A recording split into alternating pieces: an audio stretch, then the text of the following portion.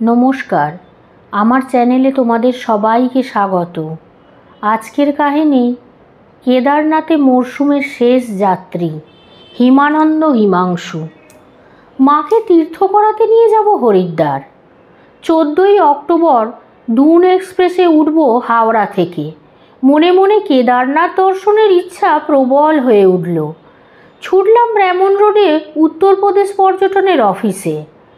ওরা বললেন 18ই অক্টোবর দীপাবলি, দুপুরে মন্দির বন্ধ হয়ে যাবে, আপনি 16 তারিখ হরিদ্বার পৌঁছবেন। 17 তারিখ ভোরের বাস ধরে সন্ধ্যায় গৌরীকুণ্ড। 18 তারিখ ভোরে বেরিয়ে দুপুর 12টার মধ্যে কেদারনাথে পৌঁছবেন। সব ঠিকঠাক চললে দর্শন হয়ে যাবে, চেষ্টা করে দেখতে পারেন। Train late. 16 তারিখে বেলা 11টায় হরিদ্বার।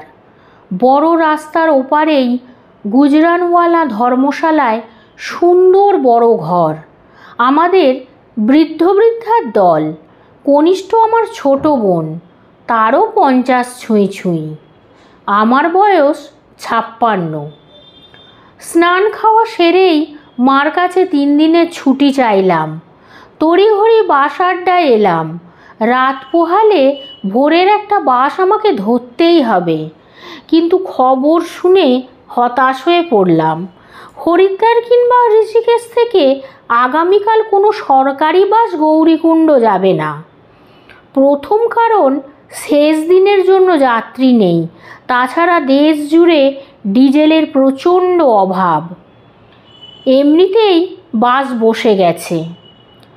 ছুটলাম পাঞ্জাবিদের ঘুমটিতে। ওদের একটা বাস ভোর 5টায় গৌরীকুণ্ডের উদ্দেশ্যে ছাড়বে, তবে পৌঁছাবার কোনো গ্যারেন্টি নেই। বাসটি লোকাল বাসের মতো যাবে, ঝিকির ঝিকির করতে করতে। ওরা বলল নসিব ভালো থাকলে পৌঁছে যাবেন। 17ই অক্টোবর ভোর 5টায় বাস ছাড়ল। ঋষিকেশ লসমঞ্জুলা ছাড়িয়ে এই প্রথম আমি গিরিরাজের অন্দরমহলে প্রবেশ করলাম। আশ্চর্য এক স্বপ্ন রাজ্যের মধ্য দিয়ে সাঁঝাধারে গৌরীকুণ্ডে পৌঁছে গেলাম। গৌরীকুণ্ড শুনশান, দোকানপাট সব বন্ধ। কাল দেওয়ালি, সব লোক বাড়ি চলে গেছে। গুপ্তকাশী, উখিমঠ আর রুদ্রপ্রয়াগ অঞ্চলে এদের বাড়ি। একজন বৃদ্ধ একটা দোকানে বসে আছে, এটাই তার বাড়ি। নিচে ছোট্ট দোকান, ওপরে কাঠের 2-3খানা ঘর। যাত্রীদের ভাড়া দেওয়া হয়। 10 টাকায় রাত্রি যাপনের ব্যবস্থা হলো। কাঠের নড়বড়ে সিঁড়ি বেয়ে ওপরে উঠে এলাম। ছোট ঘর, বিছানা পাতা আছে। মালপত্র বলতে একটা ঝোলা, ওতে আছে টুকটাক নিত্য প্রয়োজনীয় দ্রব্যাদি, আর বাড়তি শীতবস্ত্র বলতে একটা হাফ সোয়েটার, একটা ড্রয়ার, একটা মাফলার, একটা মাংকি ক্যাপ, একজোড়া গ্লাভস, একজোড়া মোজা। আর আছে ফুটবল মাঠে ব্যবহারের জন্য 50-এর দশকের শেষাশেষি কেনা একটা জাপানি রেনকোট। রেনকোটের যা অবস্থা, তাতে কিছু শীত আটকালেও জল ঝরে রক্ষা করতে পারবে না। ফুল সোয়েটারটা ইতিমধ্যেই গায়ে উঠেছে। রাত নেমেছে, শীত বাড়ছে। বিছানা ছেড়ে বারান্দায় দাঁড়ালাম। হাওয়া আর কনকনে ঠান্ডা কিসের যেন অগ্রিম সংকেত দিল। হিমালয়ের জল, ঝড়, হাওয়া, তুষারপাত প্রকৃতপক্ষে কতটা মারাত্মক তার কোনো বাস্তব অভিজ্ঞতাই আমার নেই। যাকগে, এখন তো আকাশ অজস্র তারার মুক্ত অঞ্চল সাজিয়ে বসে আছে। যেদিকে তাকাই ফিকে অন্ধকারের বুকে ঘন অন্ধকার পাহাড়, সনসন হাওয়া, মন্দাকিনীর বিরামহীন গর্জন, আর নিচে গৌরীকুণ্ডের বন্ধ আধারি ঘরবাড়ি। নিচে নেমে এলাম। দোকানে কম্বল মোড়ানো বৃদ্ধ বসে আছে, মোমবাতি টিম টিম করছে। খাবার পাওয়া যাবে কিনা জানতে চাওয়ায় বলল, এগিয়ে যাও, দুটো হোটেল আজও খোলা আছে। একটা বাঙালির ভাত ডাল ডিমের ঝোল, উল্টো দিকে পাঞ্জাবির রুটি তড়কা। বাঙালির ওখানে 10 থেকে 12 জন শেষ দিনের তীর্থযাত্রী। ঢুকে পড়লাম। এদের মধ্যে 3টি দম্পতি সহ 8 জন বাঙালি, দক্ষিণ ভারতের 4 জন। ওরা বলল ভোর 4:30টায় বেরিয়ে পড়বেন, সামনে এগিয়ে গেলে ঘোড়া পাবেন। ঘোড়া আমার হিসেবের মধ্যে নেই। টাকা পয়সার হিসেব নয়, জীবন দর্শনের হিসেব। ঘোড়ায় চড়ে কেদারনাথে যাত্রা, ওটা ভাবতে খারাপ লাগে। পা দুটো আছে কি করতে? মাত্র 14 কিলোমিটার রাস্তা, বড় জোর ঘন্টা 4 মামলা। পা দুটোর ওপর আমার অগাধ আস্থাটা যে দম্ভের পর্যায়ে পড়ে, তখন তা বুঝতে পারিনি। খেয়ে ঘরে ফিরলাম। ঘুম যেন 4টের আগেই ভাঙে। ঘুম ভাঙল, কিন্তু এত তর্জন গর্জন কিসের? মুহুর্মুহু বজ্রপাত কেন? কাঠের বাড়ি কেঁপে উঠছে। টর্চের আলোয় দেখলাম ঘড়িতে রাত 1:30। থিতু হতেই বুঝলাম ঝড় বৃষ্টি বজ্রপাত আর মন্দাকিনীর গর্জন সব মিলেমিশে তাণ্ডব চলছে। বুকটা ছ্যাঁত করে উঠল। হায় হায়, এখন কি হবে? এরকম কতক্ষণ চলবে? সব যে পণ্ড হবে। এক রাশ উৎকণ্ঠা নিয়ে এখন শুধুই অপেক্ষা। 4টে বাজতে চলেছে। নামেই ভোর, আসলে রাত্রি। হাওয়ার দাপট নেই, তবে বৃষ্টি আছে। অনেক কমে গেছে, কিন্তু ঝিরঝিরে বলা যাবে না। প্রচণ্ড শীত। এবারে সব জামা কাপড় গায়ে চড়ালাম। মাংকি ক্যাপটাকে গামছা দিয়ে জড়িয়ে ঘাড় গর্দানে টেনে নিলাম। ওপরে সেই হতভাগা রেনকোট। নিচে নামলাম। বৃদ্ধ বসে আছে। একটা লাঠি দিল, ভাড়া 2 টাকা। ইতস্তত করছি, ভাবছি বৃষ্টি একটু কমে কিনা দেখি।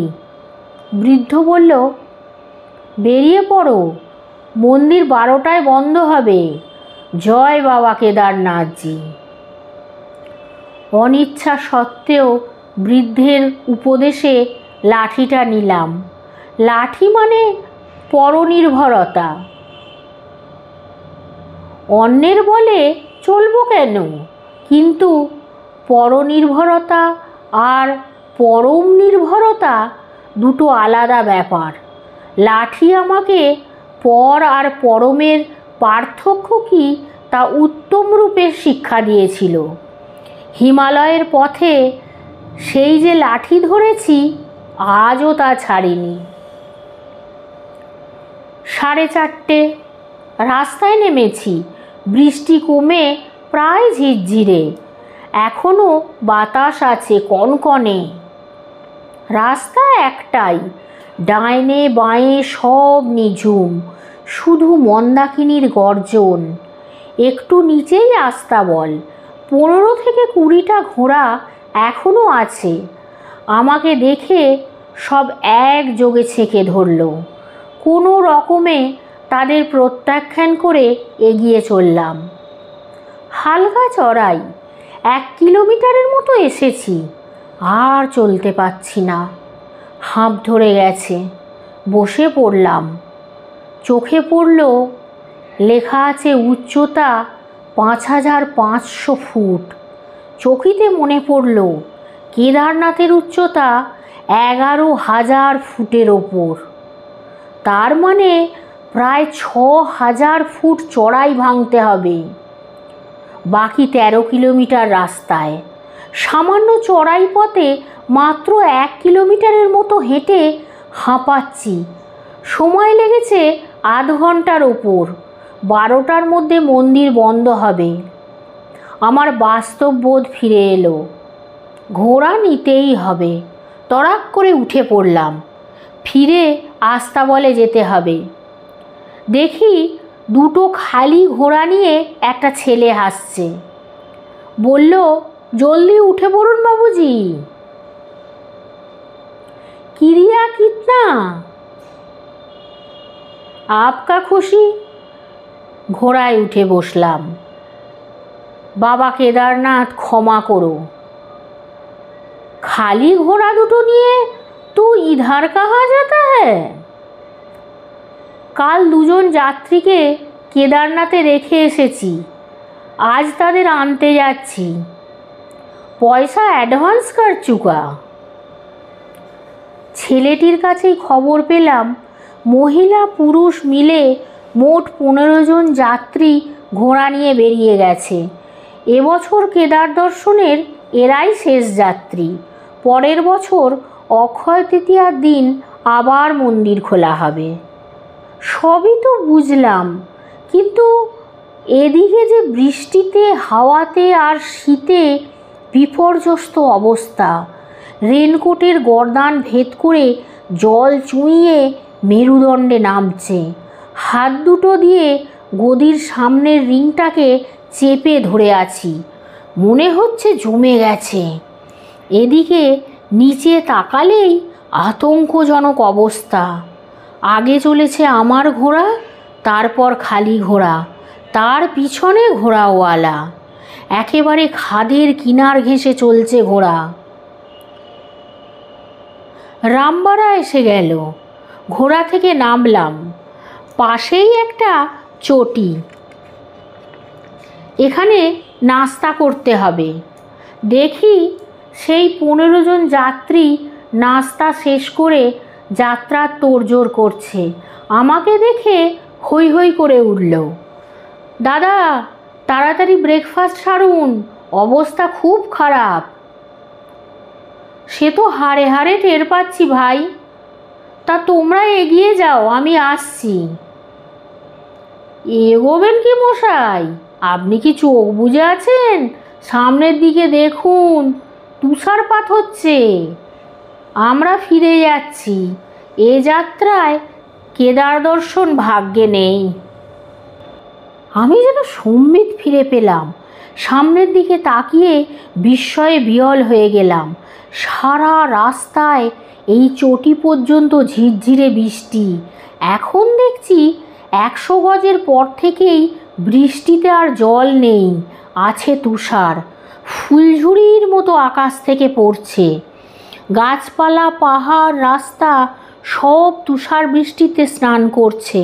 তারপরে ধূসর ধবল, তারপরে দৃষ্টির অগম্য। বিশ্বভুবন এই শতগজি আবেষ্টনীর মধ্যে নিজ অস্তিত্ব কোনো ক্রমে বাঁচিয়ে রেখেছে।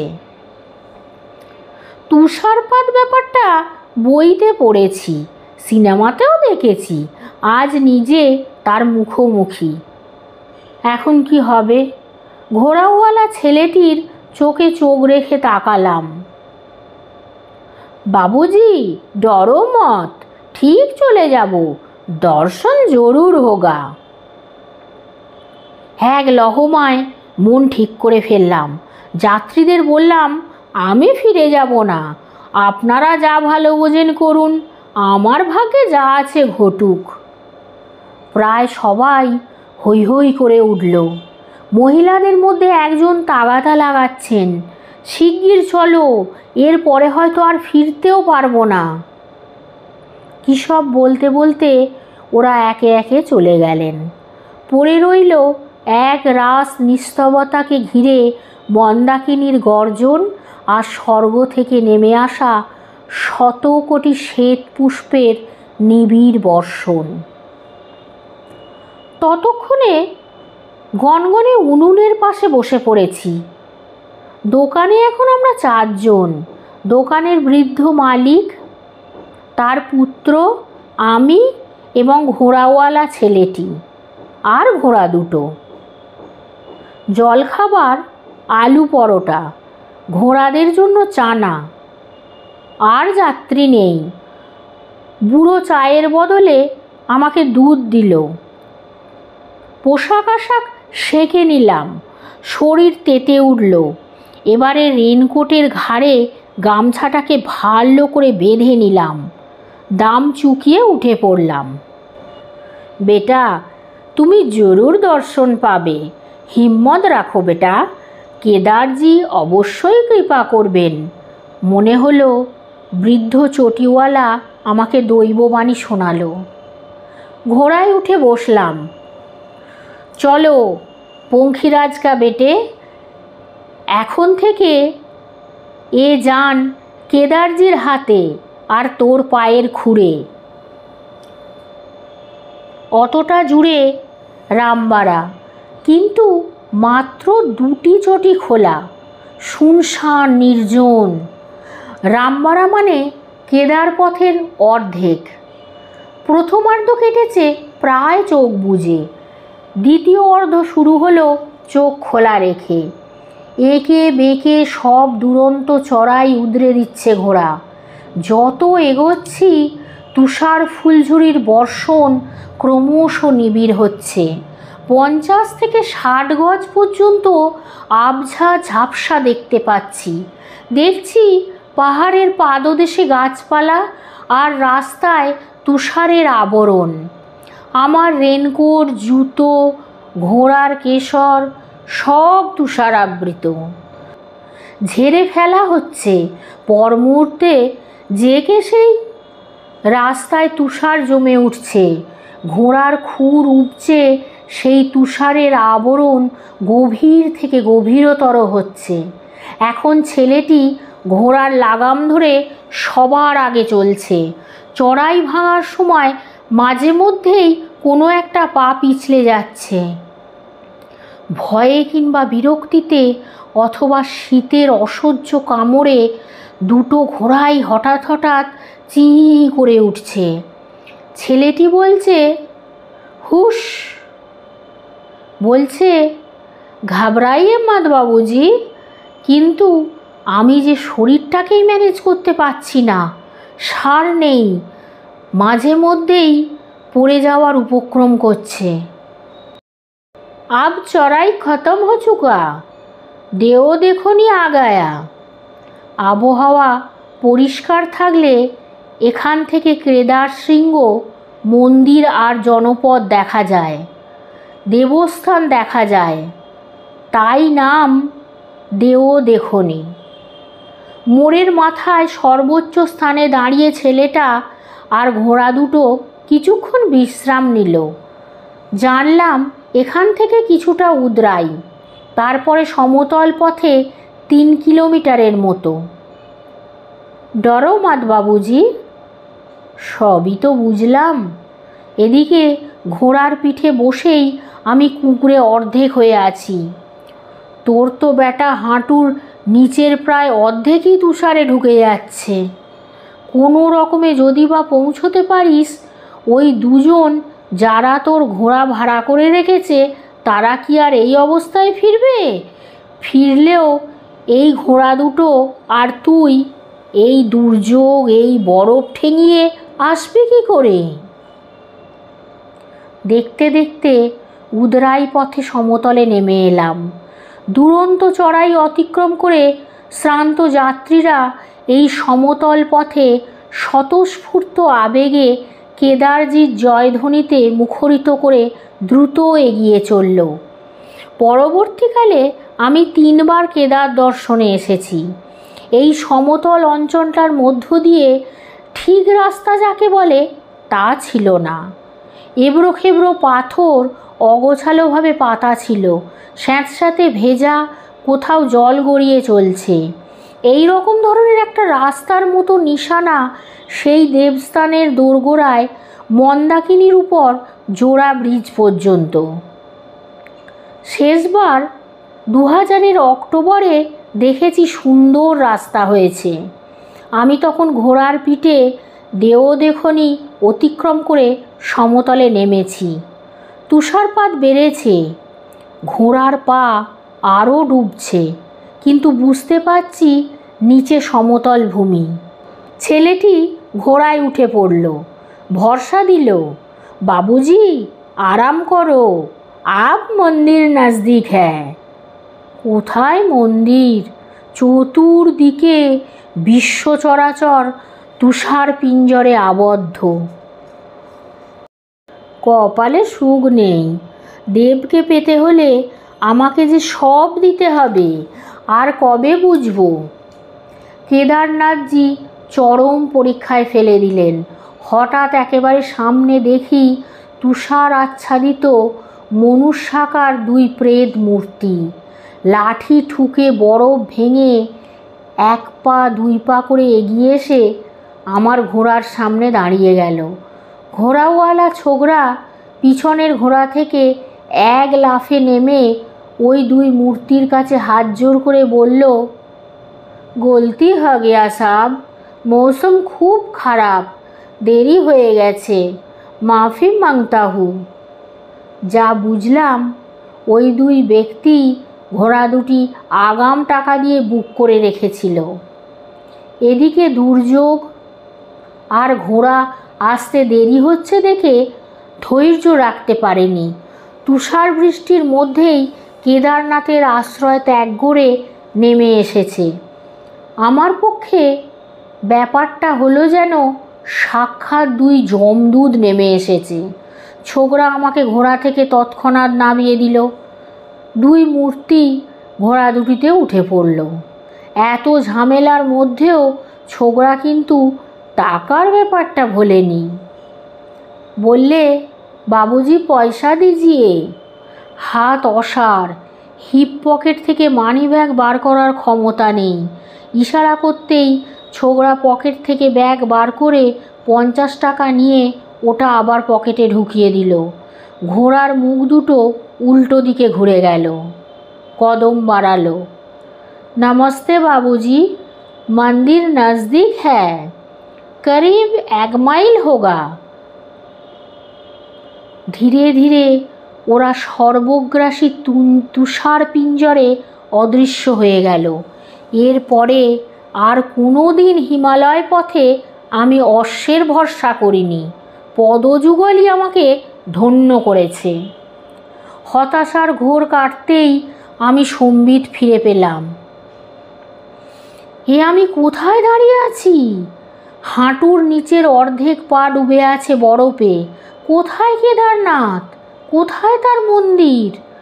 তুষার কুজ্ঝটিকাতে দৃষ্টি সীমাবদ্ধ, কখনো একেবারে বদ্ধ। হঠাৎ সম্বিত ফিরল মন্দাকিনীর গর্জনে। আমার ডান দিকে অনতি দূরে মন্দাকিনীর গর্জনই আমাকে পথ দেখাবে। বইতে পড়েছি এই মন্দাকিনীর অবতরণ কেদারপীঠের গা ঘেঁষে। তবে তো ডান দিকে মন্দাকিনীর গর্জনকে রেখে আমি এগিয়ে যাই।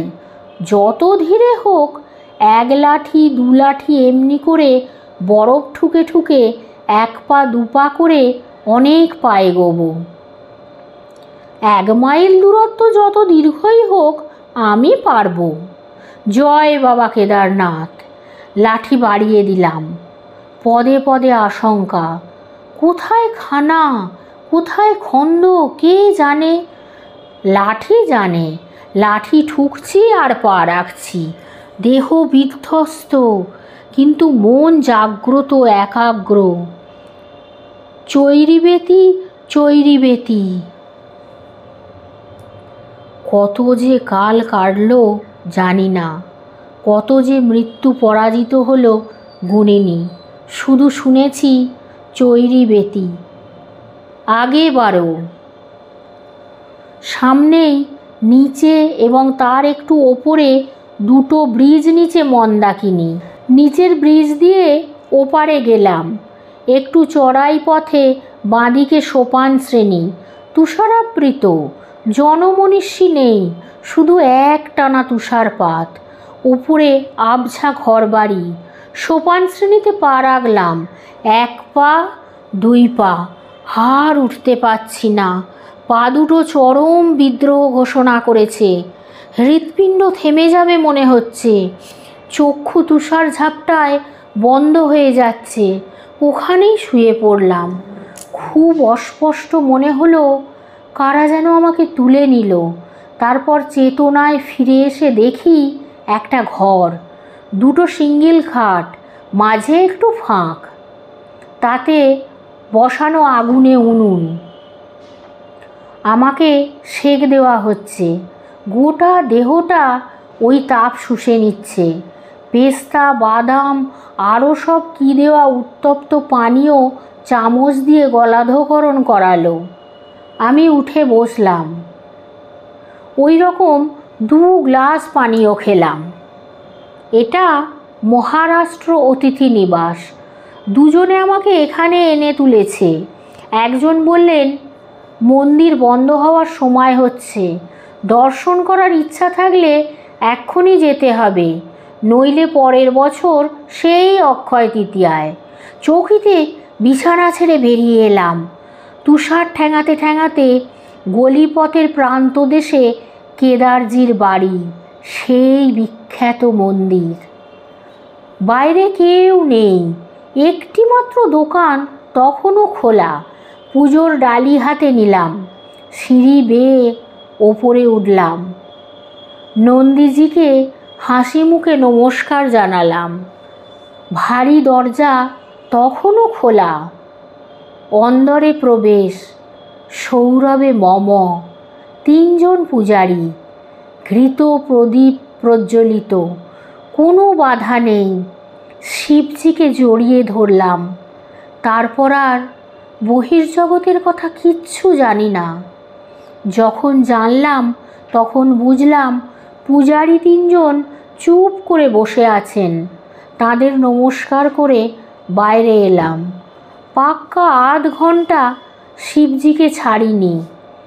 এবারে মন্দির বন্ধ হবে, আমি শেষ দর্শনার্থী। ফিরে এলাম অতিথিশালায়। ওই সব শুকনো ফল ছাড়া আর কোনো খাবার নেই। ইতিমধ্যে মন্দির কমিটির 2 জন লোক এলেন।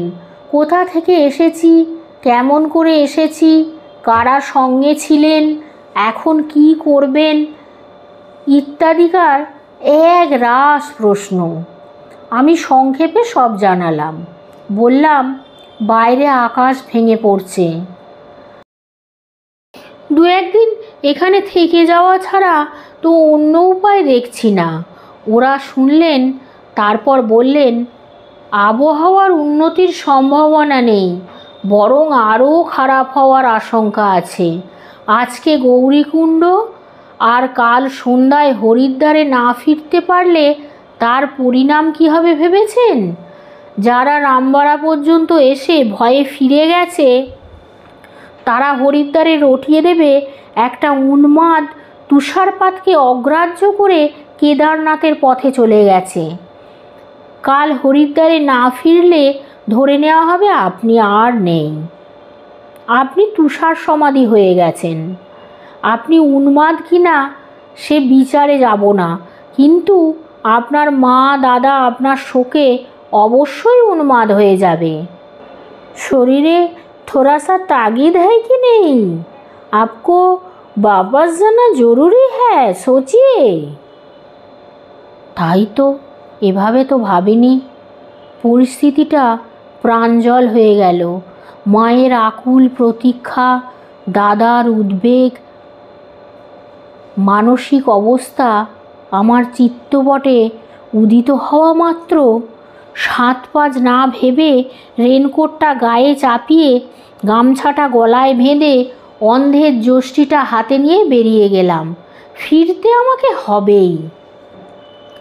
আবার তুষার, আবার সিঁড়ি, আবার সেই মন্দাকিনীর সেতু পেরিয়ে দাঁড়িয়ে গেলাম। উদরাই পথে গড় গড় করে চলে এসেছি। এখন সম্মুখে তুষার পারাপার। এখন আমার পাটোয়ারি বুদ্ধি জাগ্রত, আমার মন সংসার অভিমুখে। এখন আমার দরকার একজন গাইডের। ভাবছি, চাই ফিরে যাই।